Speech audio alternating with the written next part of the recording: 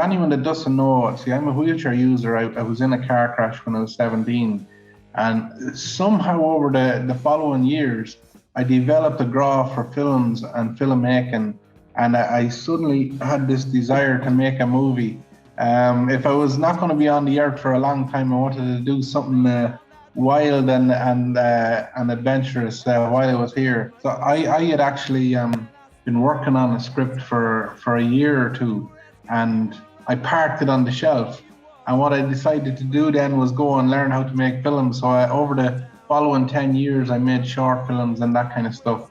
And I came back to this original draft of a feature film idea that I had. And I fell in love with the story, the dynamic between the two brothers on opposite sides of the law.